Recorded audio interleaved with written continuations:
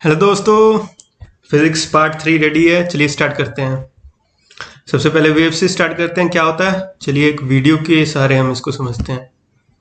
अब एक स्प्रिंग को लीजिए, देखिए इसमें मूवमेंट जो वाइब्रेशंस हो रही हैं वो एक वेव की तरह हो रही हैं।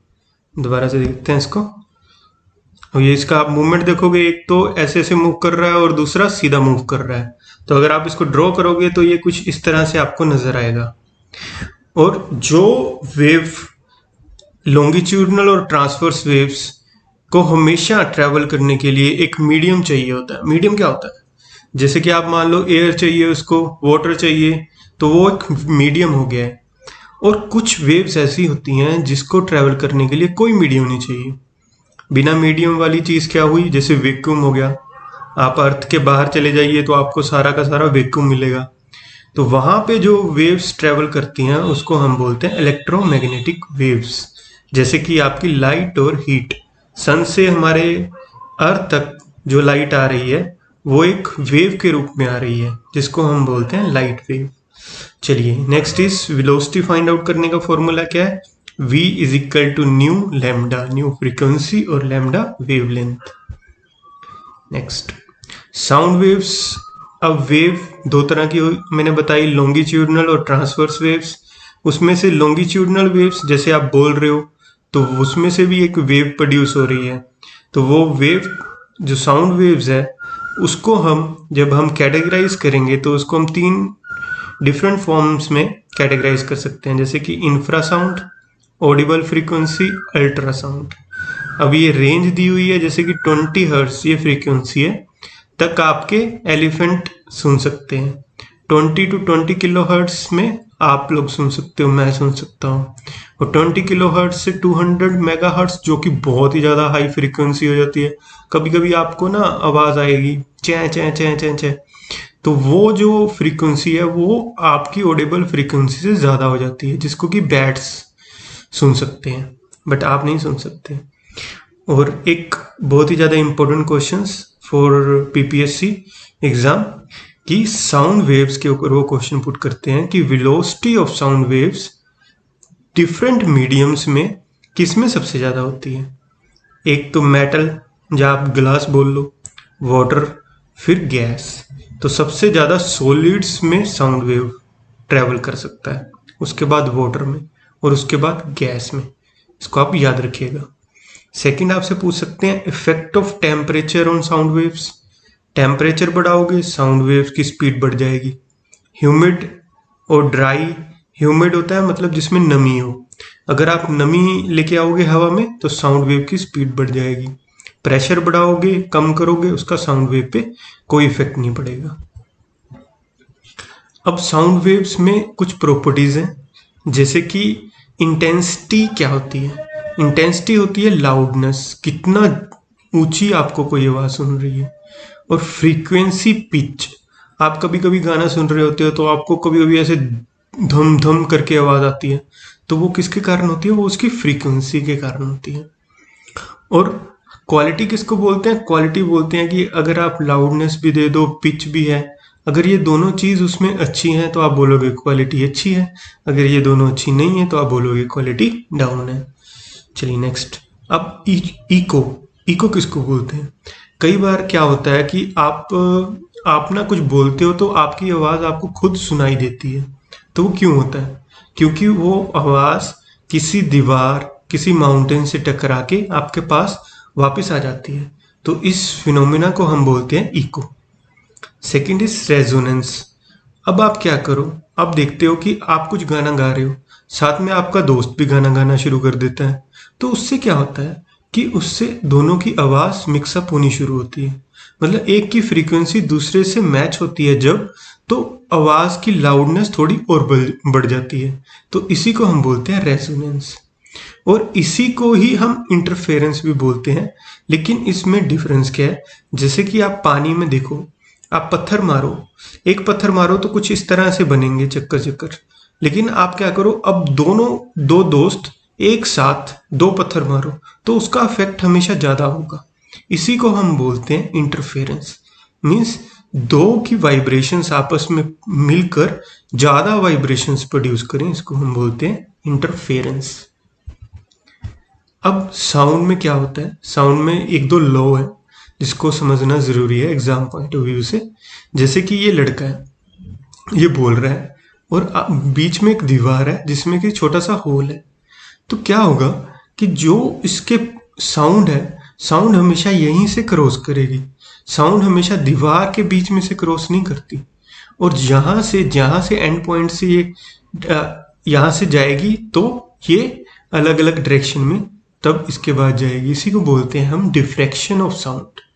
इसमें कभी भी ऐसा नहीं होता कि दीवार के अंदर घुसती है, ये हमेशा होल के थ्रू क्रॉस करेगी। Second is Doppler's effect for a moving sound source. तो आपको पीपीएससी ये क्वेश्चन पुट कर सकता है कि डॉपलर इफेक्ट क्या है। आपको 4 ऑप्शंस गिवन होंगी जिसमें से आपको सही आंसर बताना होगा। तो इसका मतलब है कि जैसे ये एक पुलिस की वैन है, तो उसमें क्या है कि उसमें हॉर्न बज रहा है। अब मान लीजिए कि ये लड़का है, इसको इस हॉर्न की आवाज़ बहुत जल्दी सुनेगी और ज़्यादा लाउड सुनेगी, जबकि ये लड़की है जो थोड़ी सी दूर खड़ी है, इसको साउंड कम सुनाई देगी एज कंपेरिजन टू दिस लड़के से। तो इसी को हम बोलते हैं डॉपलर्स इफेक्ट। डॉपलर्स इफेक्ट बोलता है जिसके पास साउंड का डिस्टेंस के साथ रिलेशन है। जितना साउंड और डिस्टेंस कम होगा उतनी ही उसकी फ्रीक्वेंसी ज़्यादा होगी, और जितना डिस्टेंस ज़्यादा होगा उतनी उसकी फ्रीक्वेंसी कम होगी। Next is Mach number. Mach number का मतलब है कि speed of object upon speed of sound. मतलब आपकी जो स्पीड है, आपके प्रोडक्ट की जो स्पीड है, उसको आप कंपेयर कर रहे हो स्पीड ऑफ साउंड से। स्पीड ऑफ साउंड तो आपको पता बहुत ज़्यादा होती है। तो अगर आप इसको देखोगे, जो हाइपरसोनिक प्लेन्स होते हैं उनका मैक नंबर ग्रेटर देन 5 होता है। मतलब वो स्पीड ऑफ साउंड से भी 5 गुना ज़्यादा तेज चल सकते हैं। सुपरसोनिक कौन से होते हैं? जो स्पीड ऑफ साउंड से ज़्यादा तेज चलते हैं। ट्रांससोनिक जो उसके स्पीड के बराबर चलते हैं, और सबसोनिक जो उसकी स्पीड से कम चलते हैं। जैसे इंडिया के पास बहुत सारी मिसाइल्स हैं, तो मिसाइल्स बेसिकली जो चलती हैं वो सुपरसोनिक मतलब हाइपरसोनिक स्पीड पे चलती हैं, तभी वो इतना कम टाइम में इतना ज़्यादा डिस्टेंस को कवर कर लेती हैं। Next is heat. हीट क्या होता है? जैसे कि आप मान लो कोई टेम्परेचर, ये कॉफ़ी बहुत गर्म है और टेम्परेचर आउटसाइड इन्वायरमेंट का ठंडा है, तो हीट क्या करेगी? हीट फ्लो करना शुरू कर देगी। मीन्स जो चीज़ यहाँ से फ्लो कर रही है ना, उसी को हम बोलते हैं heat. Heat is the flow of energy from high temperature location to a low temperature location. आपको क्वेश्चन क्या आ सकता है? आपको क्वेश्चन आएगा 3 थर्मोमीटर गिवन होंगे, केल्विन, डिग्री सेल्सियस में, डिग्री फ़ारेनहाइट में। तो आपको क्वेश्चन पुट किया जा सकता है कि 273 केल्विन होता है, वो कितनी डिग्री के बराबर होता है? तो यहाँ पे आपने याद रखना 273 is equal to 0 degree Celsius 32 degree Fahrenheit. But इसमें जो फेवरेट क्वेश्चन है वो क्वेश्चन है एब्सोल्यूट ज़ीरो किसको बोलते हैं? जहाँ पे सारी चीज़ें फ्रीज कर जाती हैं उसी को हम बोलते हैं एब्सोल्यूट ज़ीरो, और ये 0 केल्विन पे होता है, -273 डिग्री सेल्सियस पे होता है, और -460 डिग्री फ़ारेनहाइट पे होता है। थर्मल एक्सपेंशन, ये क्वेश्चन भी बहुत ही इंपॉर्टेंट है। ये आपको, इसका 80% चांस है कि ये आपको आपके एग्जाम में मिल सकता है। तो क्वेश्चन क्या बोलता है कि जैसे कि आप वाटर को, जो कि अभी 0 डिग्री सेल्सियस पे है, उसको आप हीट करना शुरू कर दो अप टू 4 डिग्री सेल्सियस, क्या होगा? जो वाटर का वॉल्यूम है वो डिक्रीज करेगा। लेकिन जैसे ही 4 डिग्री सेल्सियस से ज़्यादा आप उसको हीट करोगे तो उसका वॉल्यूम इंक्रीज करेगा। ये क्यों होता है? जैसे कि आप अपनी बॉडी को भी देखो, अगर आप पे कोई बाहर एक्सटर्नल बंदा क्या कर रहा है, कुछ आपकी बॉडी को एकदम से आपके सामने कोई बंदा आ जाता है, तो आप क्या करते हो? आप थोड़ा सा श्रिंक कर जाते हो, लेकिन उसके बाद क्या करते हो? आप अपने आप को फिर से एक्सपेंड करते हो। तो ऐसा ही वाटर के साथ होता है, पहले वो वॉल्यूम उसका डिक्रीज करता है, लेकिन आफ्टर 4 डिग्री सेल्सियस क्या होता है? उसके मोलिक्यूल्स होते हैं, जो उसके एटम्स होते हैं, वो उसमें क्या होता है, उसमें थर्मल एक्सपेंशन होनी शुरू हो जाती है, वो मॉलिक्यूल्स दूर भागना स्टार्ट कर देते हैं एक दूसरे से, जिसके कारण उसका वॉल्यूम इंक्रीज करता है। सिंपल 3 चीजें, कंडक्शन, कन्वेक्शन एंड रेडिएशन क्या होता है। आप मान लीजिए कि आप एक बर्तन में चाय गर्म कर रहे हो या पानी गर्म कर रहे हो, तो क्या होगा कि जो यहाँ से हीट प्रोड्यूस हो रही है वो कुछ फॉर्म में आपको रेडिएशंस के फॉर्म में, जो कि आउटर इन्वायरमेंट के साथ कांटेक्ट में जाएगी, और कुछ हीट क्या होगी जो पानी के पास जाएगी। मतलब जो ये बर्तन पानी को दे रहा है उसको हम बोलते हैं कन्वेक्शन। लेकिन जो चीज, जो हीट टच के कारण किसी में आए तो उसको हम बोलते हैं कंडक्शन। जैसे कि आपका हाथ और ये बर्तन का हैंडल, ये हो गया कंडक्शन। जो ये बर्तन पानी को प्रोवाइड कर रहा है उसके कुछ मॉलिक्यूल्स हैं जो दूर दूर हैं, लेकिन क्या हो रहा है कि ये इस मॉलिक्यूल को दे रहा है, बर्तन इस मॉलिक्यूल को दे रहा है, ये मॉलिक्यूल इसको दे रहा है और ये इसको दे रहा है, और ये सारी जगह फैल रही है, इसको हम बोलते हैं कन्वेक्शन। और जो आउटसाइड एनवायरनमेंट में जा रही है उसको हम बोलते हैं रेडिएशन। अब कुछ लॉज गिवन है जो कि बहुत इंपॉर्टेंट है। सबसे पहले न्यूटन का लॉ। न्यूटन का लॉ क्या बोलता है कि जो रेट ऑफ हीट लॉस है वो डायरेक्टली प्रोपोर्शनल होता है difference of temperature between the body and the surrounding. एक कॉफी लो, थोड़े टाइम के बाद ठंडी हो जाएगी। वो क्यों होती है? क्योंकि कुछ हीट जो है वो इन्वायरमेंट में लॉस हो गया है। वो कितना जल्दी लॉस हो रहा है वो डिपेंड करता है कि बाहर का इन्वायरमेंट कितना ठंडा है। अगर बाहर का इन्वायरमेंट ज़्यादा ठंडा होगा तो कॉफ़ी बड़ी जल्दी ठंडी हो जाती है। Next is Stefan's Boltzmann law. ये जो बोलता है, ये बोलता है कि energy radiated from the black body is directly proportional to the fourth power of the temperature. अब क्या है, बोलता है कि जैसे कि आप वाइट शर्ट पहन लो या ब्लैक शर्ट पहन लो। अब ब्लैक शर्ट क्या करती है कि बड़ी जल्दी हीट को क्या करती है, अब्सॉर्ब भी करती है, और आपको क्या लगता है कि आपको उसमें ज़्यादा गर्मी महसूस नहीं होती। लेकिन अगर आप ब्लैक शर्ट पहनोगे तो उसमें आपको ज़्यादा गर्मी महसूस होगी। तो उसने एक फॉर्मूला दिया है कि एनर्जी अब्सॉर्ब्ड या radiated is directly proportional to the fourth power of temperature. तो इसको आपने याद रखना है, एग्जाम में आपको फॉर्मूला पूछ सकते हैं कि स्टीफन बोल्ट्जमैन लॉ क्या है। Next is Kirchhoff's law. Kirchhoff's law बोलता है कि good observers are good emitters. जो काला रंग होता है वो हीट भी ज़्यादा ऑब्जॉर्ब करता है और रेडिएट भी जल्दी करता है। इसीलिए आप जब गर्मियों में ब्लैक रंग का कपड़ा पहनते हो आपको ज़्यादा गर्मी लगती है, क्योंकि वो क्या करता है, हीट को ऑब्जॉर्ब कर लेता है। बट अगर आप उसको रात को पहनोगे तो वो एमिट भी बड़ी जल्दी करेगा और आपको ठंडक भी महसूस होगी। तो यही किरचॉफ्स लॉ बोलता है। Next is laws of thermodynamics, बहुत ज़्यादा इंपॉर्टेंट है। चलिए हम एक एक करके इसको समझते हैं क्या होता है। थर्मोडायनेमिक्स क्या होता है? जब आप कुछ काम करते हो तो कुछ एनर्जी चाहिए होती है उसके रिलेटेड। अगर आप दोनों को स्टडी करते हो तो उसको बोलते हैं थर्मोडायनेमिक्स, जिसमें कि हीट इन्वॉल्व रहती है। सबसे पहले स्टार्ट करते हैं जीरोथ लॉ। जीरोथ लॉ क्या होता है? मान लो ये 1 3 का दोस्त है और 3 2 का दोस्त है। तो ये लॉ बोलता है कि 1 है जो वो 2 का भी दोस्त है। तो इसमें बोलता है कि आप इसको एक दूसरी एग्जांपल से भी समझ सकते हैं कि अगर 1 और 3 एक लेवल पे बैठे हैं और 3 और 2 भी एक लेवल पे बैठे हैं तो 1 और 2 भी सेम लेवल पे बैठे होंगे। तो यही जीरोथ लॉ है कि अगर एक सिस्टम है वो तीसरे सिस्टम के साथ इक्विलिब्रियम में है और तीसरा सिस्टम दूसरे सिस्टम के साथ इक्विलिब्रियम में है, तो उसका फाइनल कंक्लूजन क्या होगा कि फर्स्ट सिस्टम और सेकंड सिस्टम भी आपस में इक्विलिब्रियम में होंगे। इक्विलिब्रियम मतलब स्टेबल पोजीशन पे होंगे।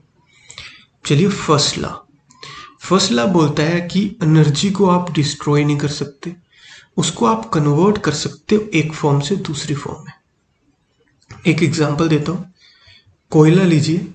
कोयला क्या है कि एनर्जी का सोर्स है।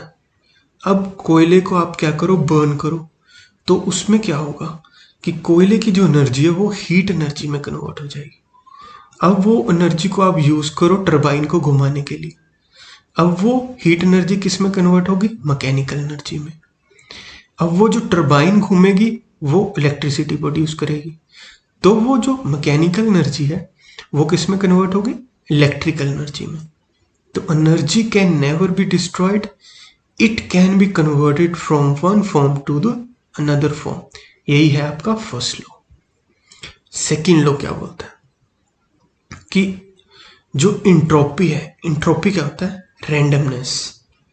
जो इंट्रोपी ऑफ द सिस्टम है वो हमेशा या तो सेम रहेगी या हमेशा इंक्रीज करेगी, बट वो डिक्रीज नहीं करेगी हमारी अर्थ पे। हाँ, मतलब जो हमारा सिस्टम है, चाहे आप उसको पिस्टन मान लो। आप देखो कि गाड़ियों के अंदर पिस्टन होता है जिसमें कि आप डीजल और एयर को मिक्स करते हो, जिसके बर्न के कारण हीट प्रोड्यूस होता है और वो गाड़ी को रन करता है।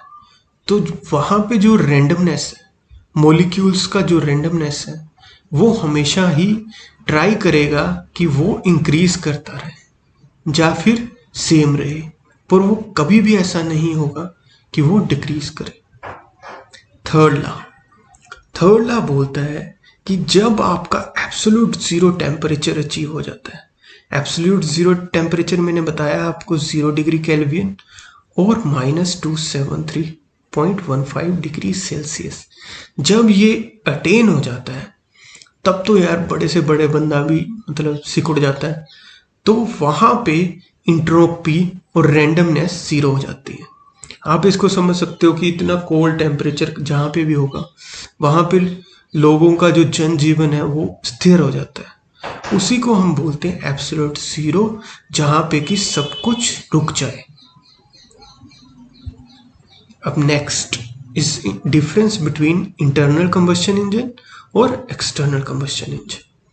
आप गाड़ियों में देखते हो, आप फ्यूल डालते हो, एयर डालते हो, सिलेंडर के अंदर डालते हो और स्पार्क प्लग से उसको इग्नाइट करते हो तो हीट प्रोड्यूस होती है, जिससे कि आपका गाड़ी का चक्का घूमता है।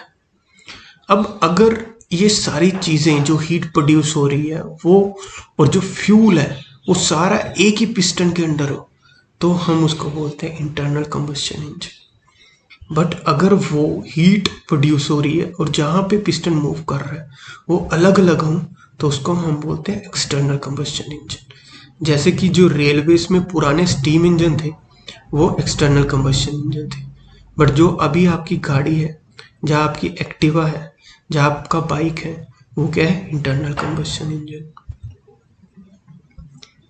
अब रिवर्सिबल और इरिवर्सिबल प्रोसेस क्या होते हैं?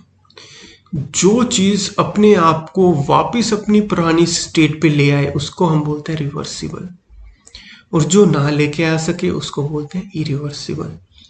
मान लो एक पेंडुलम है, यहाँ से आप उसको थोड़ी खींचो और छोड़ दो, अगर वो वहां तक आ जाएगा अपनी पुरानी पोजीशन तक तो आप बोलोगे कि ये रिवर्सिबल सिस्टम है। अगर नहीं आएगा तो उसको बोलोगे इरिवर्सिबल है। बेसिकली अर्थ के अंदर रिवर्सिबल सिस्टम नहीं है, सारा का सारा सिस्टम इरिवर्सिबल है। लेकिन हम रिवर्सिबल को स्टडी क्यों करते हैं? हम इसलिए स्टडी करते हैं क्योंकि आइडल कंडीशंस पे कोई भी एक्सपेरिमेंट करना बहुत आसान होता है। इसीलिए जो न्यूटन ने इसके ऊपर डिस्कवरीज की थी और जो एक्सपेरिमेंट्स किए थे उसमें कुछ कंक्लूजन्स निकालेंगे।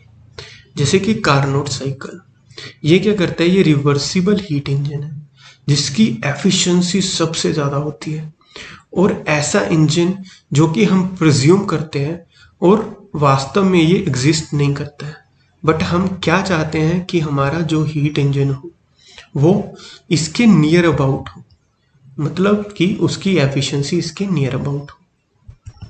Next is light. लाइट क्या होती है? Speed of light. अब आपको क्वेश्चन पुट हो सकता है कि जो स्पीड ऑफ लाइट है वो डिफरेंट मीडियम्स में कैसी रहेगी। जैसे कि हमने साउंड वेव्स को स्टडी किया था, ऐसे ही हमने लाइट वेव्स को स्टडी करना है यहाँ पे। वैक्यूम में जहाँ की अर्थ से बाहर लाइट ज़्यादा तेजी से चलती है, वाटर में उसके बाद, फिर मेटल में सबसे लीस्ट। और इसके बाद आपका रिफ्रैक्शन एंड रिफ्लेक्शन क्या होता है। मान लो एयर से कुछ लाइट आई, अगर वो लाइट यहाँ पे टकराई और टकराने के बाद वो ग्लास के अंदर चली गई तो हम उसको बोलते हैं रिफ्रैक्टेड। और अगर वो टकरा के वापिस ही एयर में चली गई तो हम बोलते हैं उसको रिफ्लेक्टेड। और टोटल इंटरनल रिफ्लेक्शन क्या होता है, मान लो वाटर से आपने कुछ लाइट भेजी एयर की तरफ, तो क्या हुआ कि यहाँ पे वाटर के सरफेस पे वो लाइट टकराई और टकराने के बाद वापस वाटर में आ गई, और इसको हम बोलते हैं टोटल इंटरनल रिफ्लेक्शन। मींस वहां पे रिफ्रैक्टेड रे नहीं है। अब सेकंड केस, आप एक रे भेजते हो, एक लाइट भेजते हो, सरफेस पे टकराती है और बिल्कुल ही स्ट्रेट लाइन लेके ऐसे चली जाती है, ना तो एयर में ना वाटर में, तो उसको हम बोलते हैं, जिस एंगल पे इसको मारा गया है उसको हम बोलते हैं क्रिटिकल एंगल। तो इसको आपने इसको ध्यान रखना है। Examples of total internal reflection, जो आप देखते हो कि आपके घर पे जो वायर्स आ रही हैं, ऑप्टिकल सिग्नल्स जो आ रहे हैं, वो सारे इस लॉ के बेस पे काम करते हैं। टोटल इंटरनल रिफ्लेक्शन बहुत इंपॉर्टेंट है, इसको याद रखिएगा। जो डायमंड चमकते हैं वो किसके कारण होते हैं, टोटल इंटरनल रिफ्लेक्शन। और जो आप देखते हो कई बार आपको ना मतलब गलत फहमी लगती है कि यार हाँ इस जैसा कोई पौधा, कैक्टस का पौधा नीचे भी है, बट ये क्या है, ये सिर्फ आपका प्रजम्पशन है, ये एक्चुअल में एग्जिस्ट नहीं करता। तो ये भी किसके ऊपर काम करता है, total internal reflection. Exam point of view से ये तीनों बहुत इंपॉर्टेंट है। अब चलिए, जो रेड सिग्नल्स होते हैं वही क्यों आप यूज करते हो, जब भी डेंजर में उसको यूज करते हो, वो क्यों यूज करते हो, क्योंकि वो बहुत ही कम स्कैटर करते हैं। आप एक लाइट को प्रिज्म में डालो, आपके उसके सारे रंग दिख जाएंगे। इसको याद करने का मेथड क्या है, विबग्योर। जो सबसे लीस्ट डेविएटेड कलर है वो है रेड, और इसकी जो वेवलेंथ है वो होती है सबसे ज्यादा। मतलब जो रेड कलर है वो इधर उधर बिखरेगा ज्यादा नहीं, इसीलिए वो ज्यादा चमक आता है आपको। इसीलिए जो सिग्नल्स होते हैं, डेंजर सिग्नल्स, वो हमेशा रेड होते हैं। Primary secondary colours blue, green और रेड के हैं, ये हैं प्राइमरी कलर्स। अगर आप इनको मिक्स करना स्टार्ट कर दोगे, उसके बाद जो कलर बनेंगे उसको बोलते हैं हम सेकेंडरी कलर्स। जैसे आप ग्रीन और रेड को मिक्स करोगे तो येलो कलर बनेगा। ऐसे बहुत सारे कलर बनते हैं जो कि सेकेंडरी कलर्स होते हैं।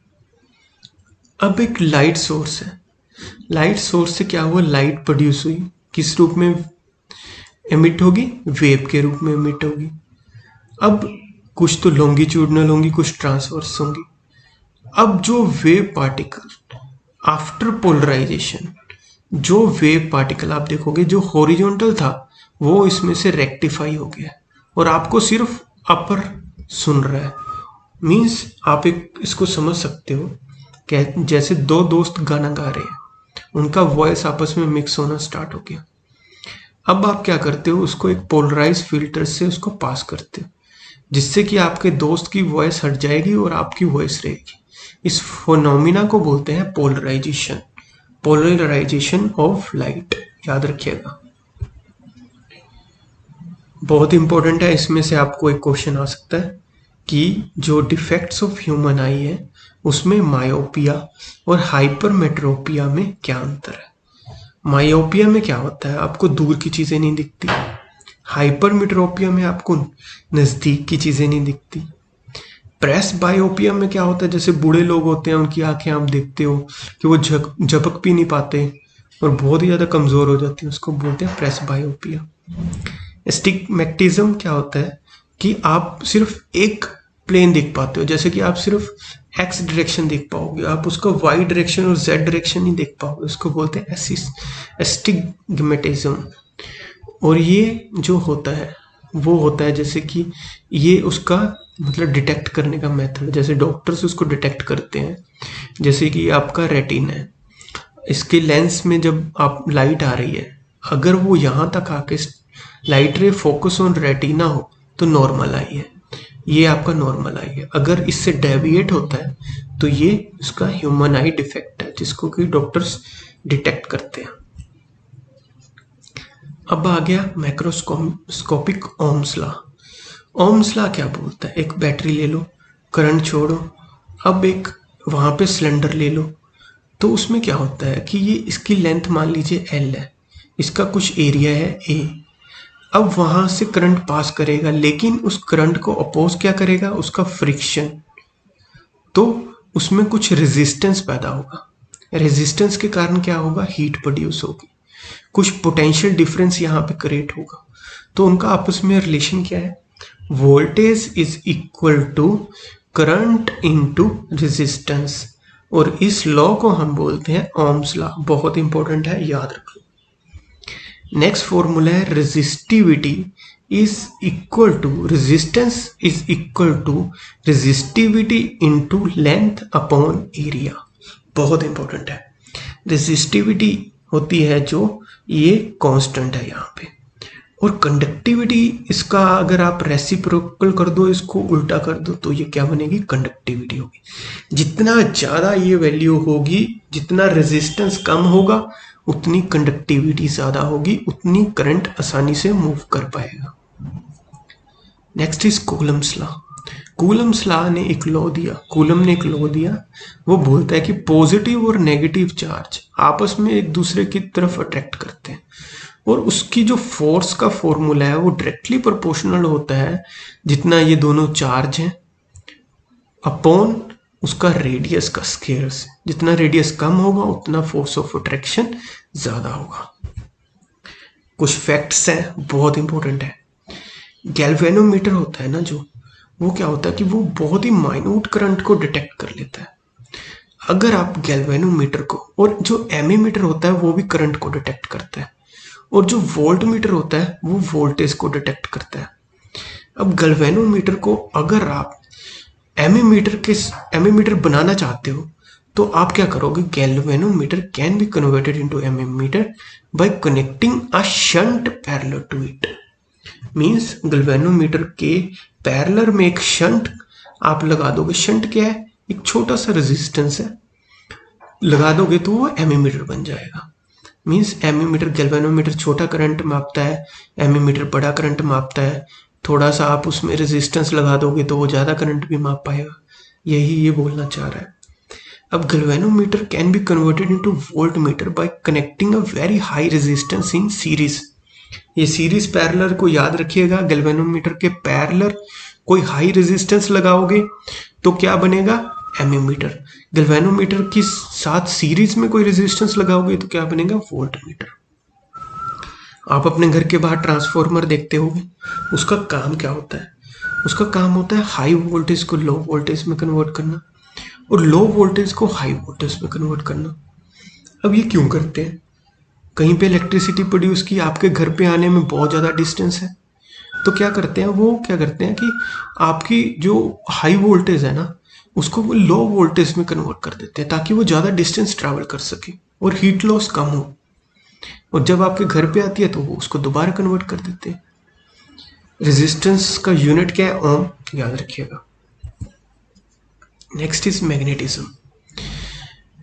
आपके ना जो अर्थ में पार्टिकल्स है ना, वो सारे मैग्नेटिकली अट्रैक्ट कर रहे हैं एक दूसरे को, और इसको 3 पार्ट में डिवाइड किया जा सकता है, फेरोमैग्नेटिक, पैरामैग्नेटिक, डायमैग्नेटिक।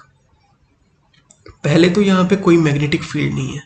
चुंबक, अगर आप मान लो कि चुंबक के कुछ पार्टिकल्स है, पहले ऐसे आयरन के कुछ पार्टिकल इधर उधर पड़े हैं, लोहे के पार्टिकल, मैग्नेटिक फील्ड अप्लाई नहीं की, जैसे आपने एक चुंबक रखा वो सारे उसी की तरफ अट्रैक्ट करने शुरू कर दिए बड़ी तेजी से, तो उसको हम बोलते हैं फेरोमैग्नेटिक।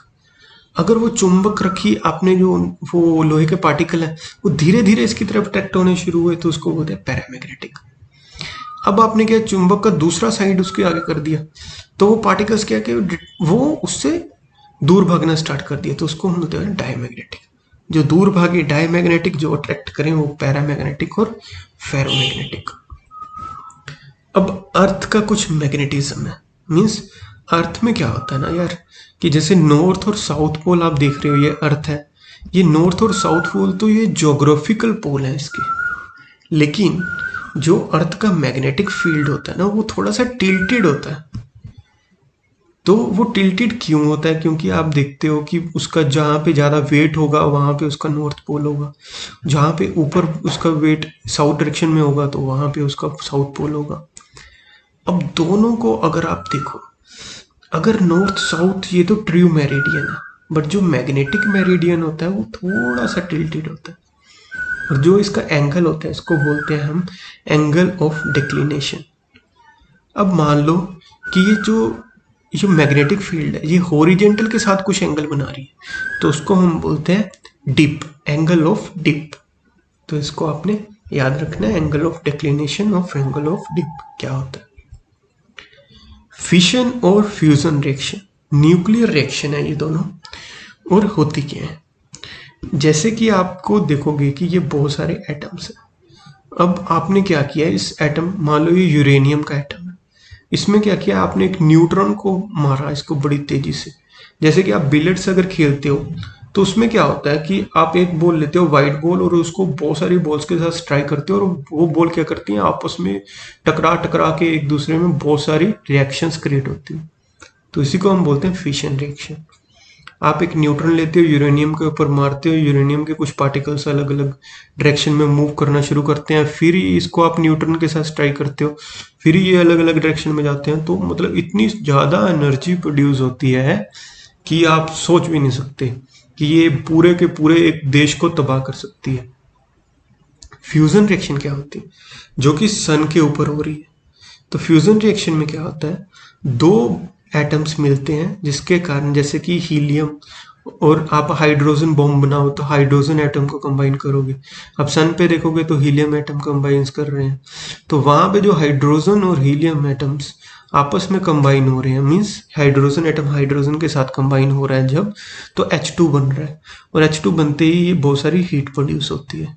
तो ये हीट जो फ्यूजन में प्रोड्यूस होती है ये फिशन रिएक्शन से भी बहुत ज़्यादा होती है। मतलब ये पूरा का पूरा अर्थ को भी, मतलब इतनी रेडिएशंस प्रोड्यूस कर सकता है ये, कि पूरा का पूरा अर्थ इससे डिस्ट्रॉय हो सकता है। चलिए, ये था एंड ऑफ पार्ट 3। आपको मैं उम्मीद करता हूँ कि आपको ये वीडियो अच्छा लगा होगा। चलिए, थैंक यू।